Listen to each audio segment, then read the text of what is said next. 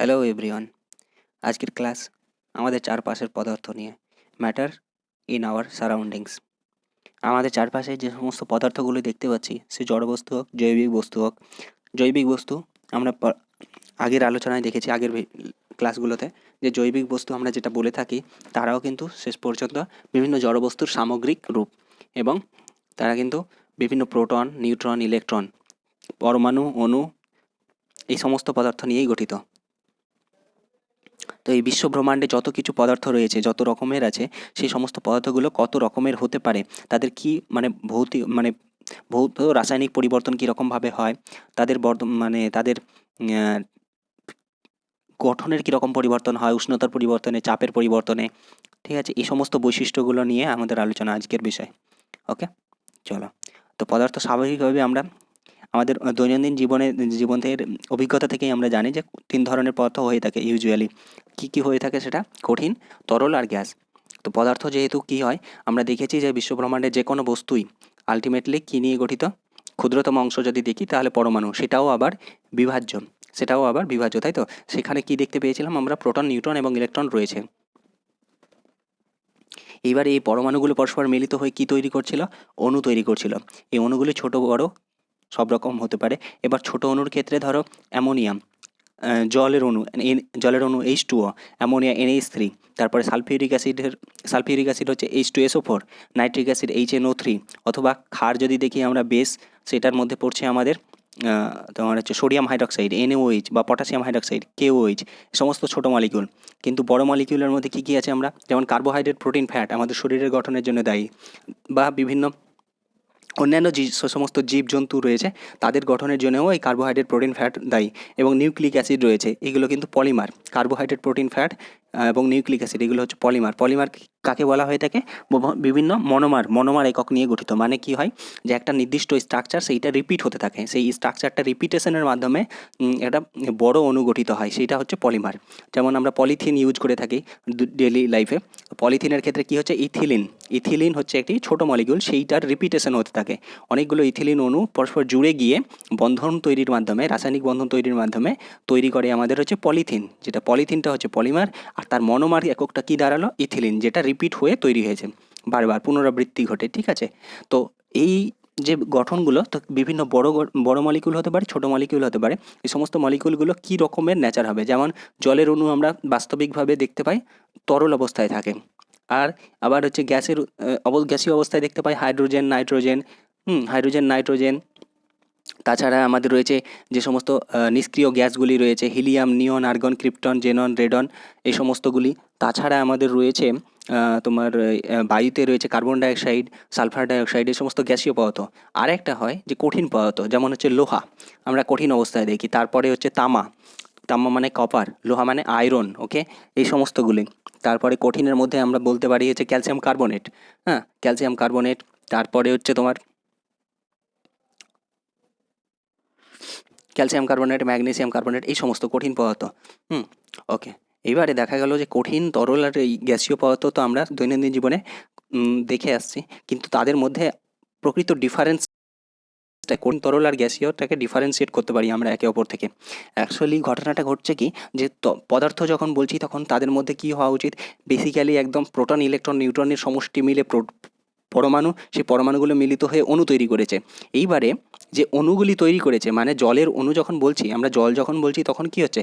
এটা ধরো 10 গ্রাম জল নিয়েছি, তার মানে 10 গ্রাম জলে সেই সমস্ত যে অণুগুলি রয়েছে, সেই অণুর গঠন হচ্ছে H2O, সেই সংকেত হচ্ছে H2O, মানে দুটি হাইড্রোজেনের পরমাণু আর একটি অক্সিজেনের পরমাণু মিলিত হয়ে একটি জলের অণু।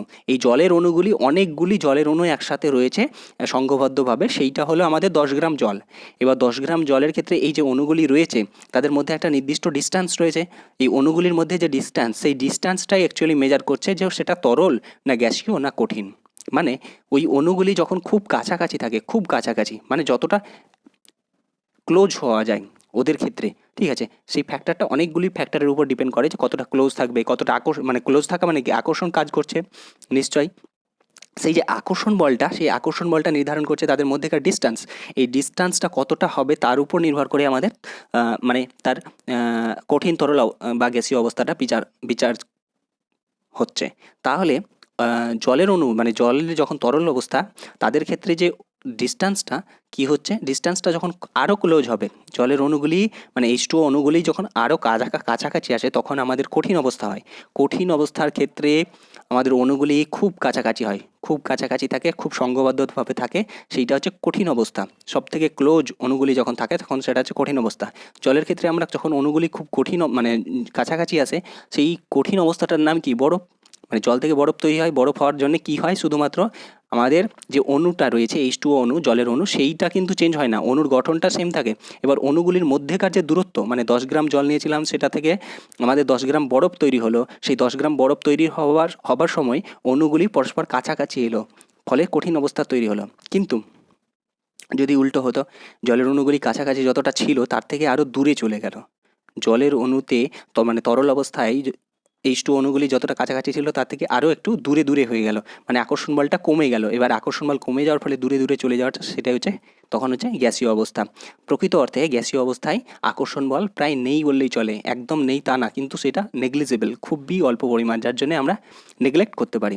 তাহলে মূল তফাৎ হচ্ছে আমাদের কঠিন, তরল এবং গ্যাসীয় ক্ষেত্রে। কঠিনের অবস্থার ক্ষেত্রে অণুগুলি খুব কাছাকাছি থাকে এবং আকর্ষণ বল বেশি, আকর্ষণ বল বেশি বলেই কাছাকাছি থাকে। আর তরলের ক্ষেত্রে আকর্ষণ বলটা একটু কম কঠিনের তুলনায় এবং দূরত্বটা বেড়ে যাচ্ছে, একটু বেড়ে যাচ্ছে। গ্যাসের ক্ষেত্রে দূরত্বটা ইনফিনিট টাইপের, মানে কোনো আকর্ষণ বল নেই বললেই চলে, তারা ফলে ফ্রিলি মুভমেন্ট হতে পারে অণুগুলি এক স্থান থেকে আরেক স্থানে। এইবারে দেখো, জলের অণুগুলি যখন গ্যাসীয় অবস্থায় পরিণত হলো তখন আমরা কি বলে থাকি, জলীয় বাষ্প অবস্থা বলে থাকি। ওকে, এই হচ্ছে পদার্থের ভৌত চরিত্র, ঠিক আছে, ফিজিক্যাল নেচার। তাহলে ফিজিক্যাল নেচার, আমরা পদার্থের কণা দিয়ে গঠিত, সেই কণাগুলি সম্বন্ধে আমরা জানলাম, যে অণুগুলি, সেই অণুগুলি কিভাবে হচ্ছে কঠিন হচ্ছে, তরল হচ্ছে, গ্যাসীয় হচ্ছে, সেটা আমরা বুঝলাম। ওকে, চলো এইবারে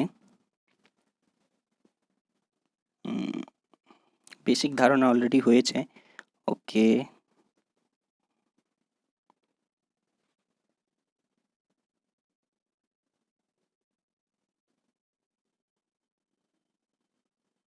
আচ্ছা, কঠিন অবস্থা, তরল অবস্থা আর গ্যাসীয় অবস্থা। এখানে গ্যাসীয় অবস্থার ক্ষেত্রে দুটো জিনিস খুব গুরুত্বপূর্ণ আমাদের, আমরা দৈনন্দিন জীবনে ব্যবহার করে থাকি এলপিজি, মানে যেইটা আমরা গ্যাস ব্যবহার করে থাকি গ্যাস সিলিন্ডারের মাধ্যমে, সেইটার নাম অ্যাকচুয়ালি হচ্ছে লিকুইফাইড পেট্রোলিয়াম গ্যাস। এলপিজি, শেষে কী আছে, গ্যাস, কিন্তু তার আগে কি আছে, লিকুইফাইড পেট্রোলিয়াম গ্যাস, মানে পেট্রোলিয়াম গ্যাসটাকে লিকুইফাইড করা হয়েছে। এখন লিকুইড কী করে সম্ভব, আমরা দেখলাম গ্যাসীয় পদার্থকে লিকুইড করার জন্য গ্যাসীয় পদার্থের ক্ষেত্রে তাদের আকর্ষণ বল প্রায় নেই বললেই চলে অণুগুলির মধ্যে। এবার অণুগুলির মধ্যে আকর্ষণ বল যদি কোনোভাবে মানে বাড়ানো যায় এবং তারা যদি পরস্পর কাছাকাছি আসে, তাহলে ধীরে ধীরে কী হবে, তারা তরলে পরিণত হবে। সেই ঘটনাটাই হচ্ছে তরলীকৃত, লিকুইফাইড মানে তরলীকৃত, তরল করে নেওয়া হচ্ছে পেট্রোলিয়াম গ্যাসটাকে। প্রচণ্ড প্রেশার যখন দেওয়া হচ্ছে বাইরে থেকে, সেই বাইরে থেকে প্রচণ্ড প্রেশার দেওয়ার ফলে অণুগুলি কী হচ্ছে, পরস্পর কাছাকাছি আসছে। এই অণুগুলি কাছাকাছি আসলেই তো আমাদের তরল অবস্থা হয়ে যাওয়ার কথা, ঠিক তাই ঘটছে। তাই তরলীকৃত পেট্রোলিয়াম গ্যাস, যেটা লিকুইফাইড পেট্রোলিয়াম গ্যাস, আসলে কম্প্রেসড করে মানে প্রেশার দিয়ে বানানো হয়। আর একটা হচ্ছে compressed natural gas. Natural gas actually মূলত তফাৎ যেটা হচ্ছে কম্প্রেসড ন্যাচারাল গ্যাস আর এলপিজির মধ্যে, ওদের কম্পোজিশন, মানে জীবাশ্ম থেকে যে পাওয়া যায় ওইগুলো, তো এবার ওই জীবাশ্ম থেকে যখন পাওয়া যায়, মানে বিভিন্ন পরিশোধন, বিভিন্ন পদ্ধতি স্টেপ বাই স্টেপ যখন কালেকশন করা হয়ে থাকে, তখন হচ্ছে যে কম্পোজিশন, ওদের কী কী মানে গ্যাস রয়েছে বা কী কী উপাদান থাকছে, সেই উপাদানগুলির একটুখানি তফাৎ থাকে। ওই উপাদান তফাতের মাধ্যমেই কিন্তু নামকরণ হয়েছে। আর তার সাথে তাদের ভৌতিক অবস্থাটা কি পরিবর্তন হচ্ছে। লিকুইফাইড পেট্রোলিয়াম গ্যাস তরলীকৃত, আর কম্প্রেসড ন্যাচারাল গ্যাস শুধু কম্প্রেসড, কিন্তু লিকুইফাইড হয়নি এখনও।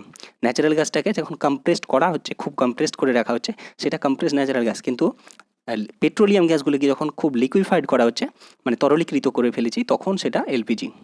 ওকে,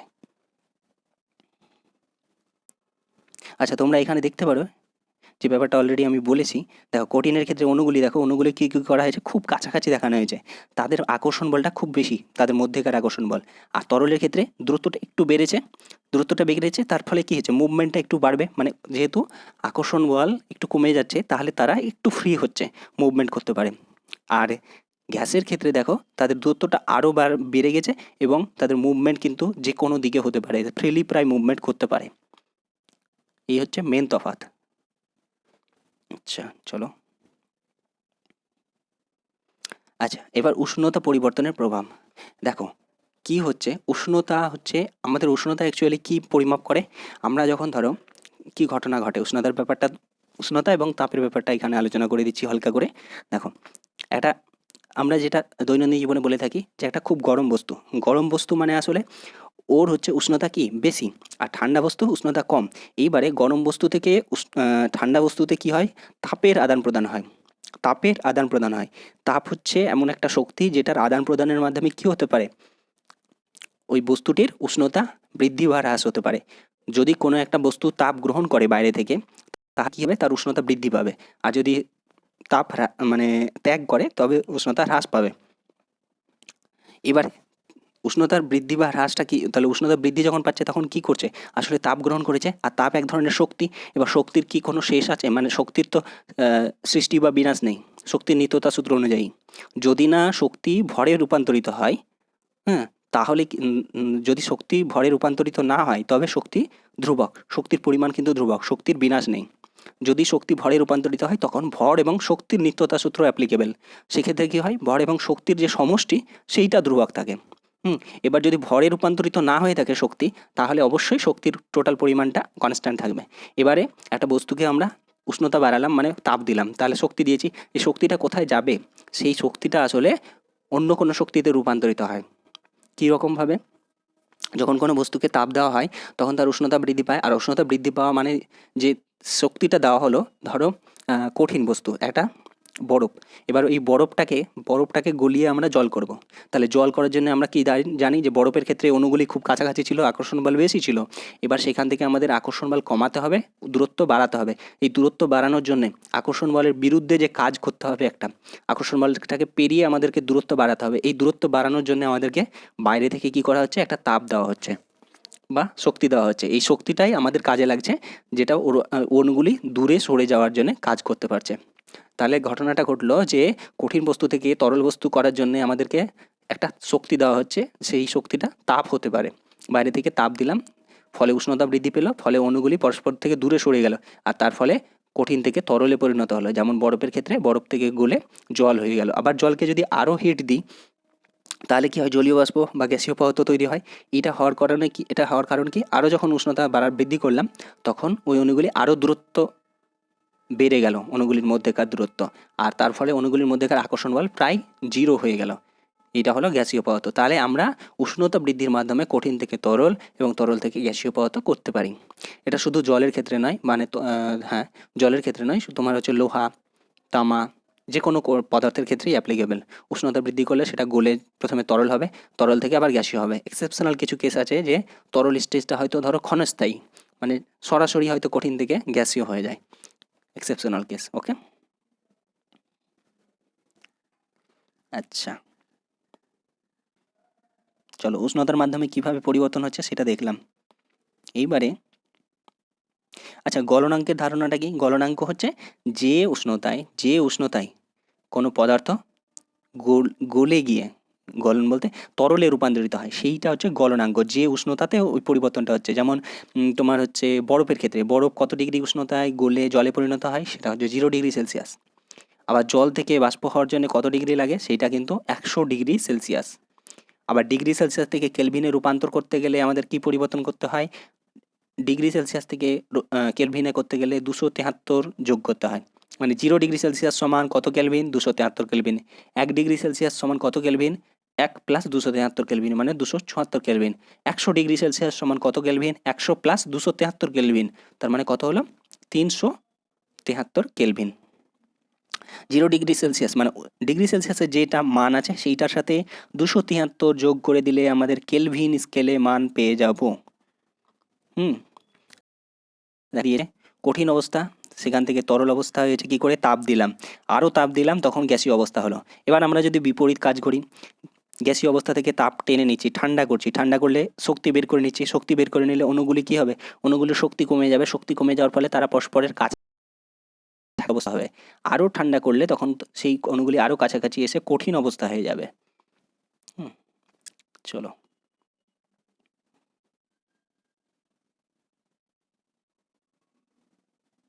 আচ্ছা, চাপ পরিবর্তনের প্রভাব। চাপ পরিবর্তনের প্রভাব আমরা অলরেডি উদাহরণ দেখেছি যে ওই লিকুইফাইড পেট্রোলিয়াম গ্যাস, ওই গ্যাসীয় পদার্থটাকে যখন অতিরিক্ত চাপ দেওয়া হচ্ছে, অণুগুলি পরস্পর কাছাকাছি আসছে, অণুগুলি পরস্পর কাছাকাছি আসা মানে তারা আকর্ষণ বলের মধ্যে চলে আসা, আর আকর্ষণ বলের মধ্যে আসা মানেই কাছাকাছি আসা মানেই তো কঠিন। প্রথমে তরল, তারপরে আরও চাপ দিলে কঠিন। তাহলে কি হচ্ছে, চাপ যদি বাড়ানো হচ্ছে তাহলে গ্যাসীয় থেকে তরল, তরল থেকে কঠিন পসিবল। সেই ঘটনাটা এখানে দেখানো হয়েছে। এইবার এইখানে একটা দেখো কতকগুলি নামকরণ আছে, যে কঠিন থেকে তরল হওয়া সেইটাকে কি বলে, গলন। আবার তরল থেকে গ্যাসীয় হওয়া সেটাকে কি বলে, অবভিয়াসলি বাষ্পীভবন।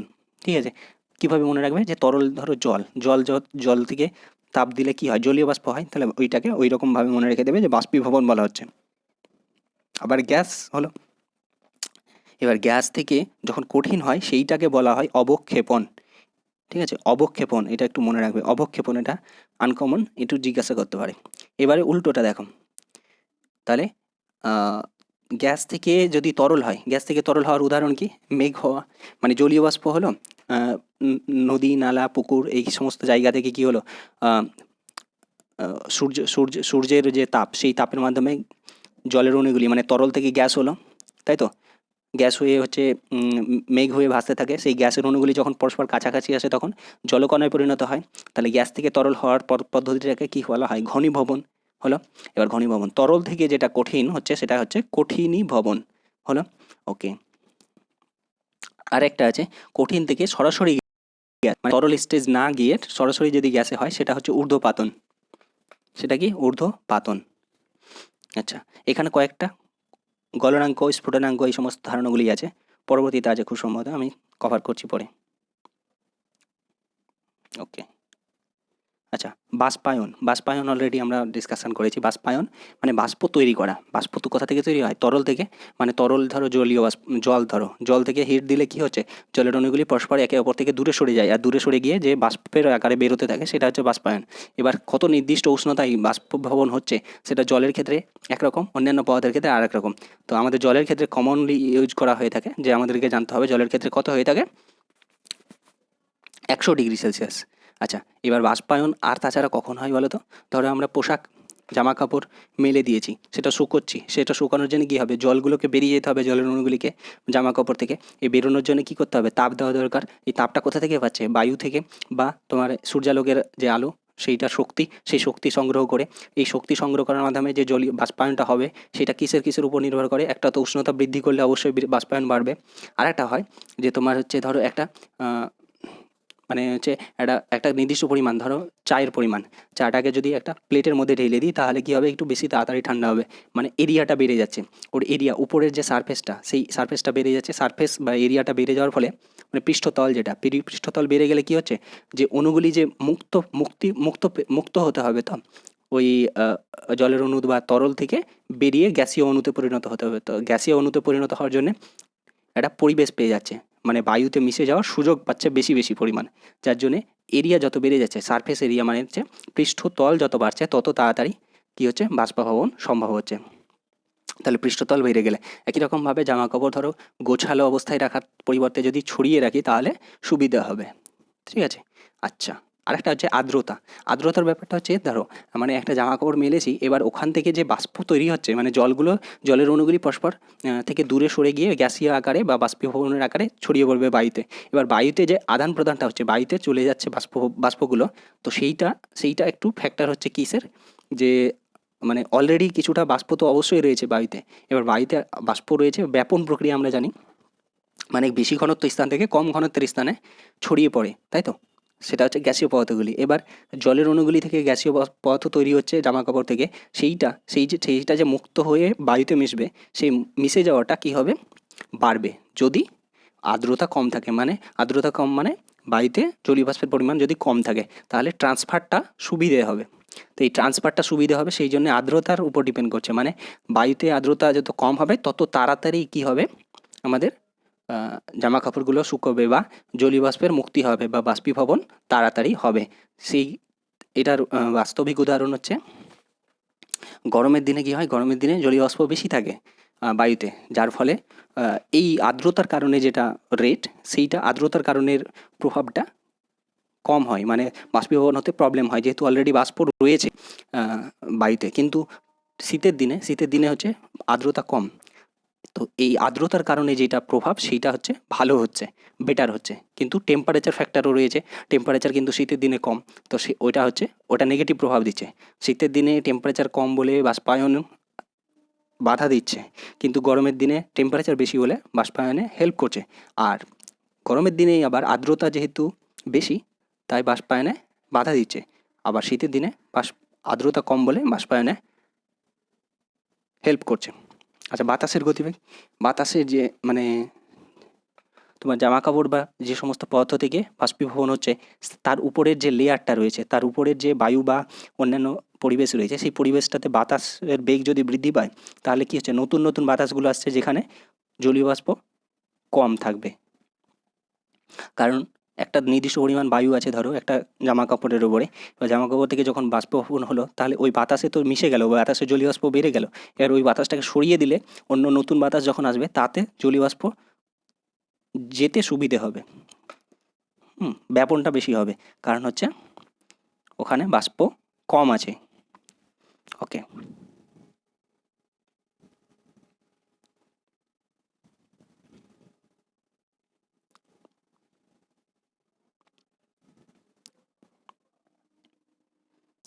ওকে, চলো, এটা হয়েই গেছে অলরেডি। গলনাঙ্ক স্ফুটনাঙ্কগুলো অন্য চ্যাপ্টারে আছে খুব সম্ভবত, ঠিক আছে, পরে আলোচনা করে দেবো। এখানে কয়েকটি কোশ্চেন করেছে, একটু আলোচনা করে দিই।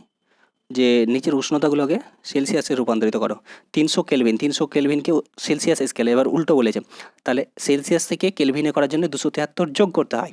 এবার কেলভিন থেকে সেলসিয়াসে আসতে গেলে 273 বিয়োগ করতে হবে। তাহলে 300 কেলভিন থেকে সেলসিয়াসে আসলে 273 বিয়োগ করলে কত পাচ্ছি, 27 ডিগ্রি সেলসিয়াস, ঠিক আছে। 27 ডিগ্রি সেলসিয়াস। আবার 573 থেকে 273 বাদ দিলে কত হয়, 300, তাই তো। 300 ডিগ্রি সেলসিয়াস হলো। নিচের উষ্ণতাগুলো গিয়ে জলের ভৌত অবস্থা কী হবে?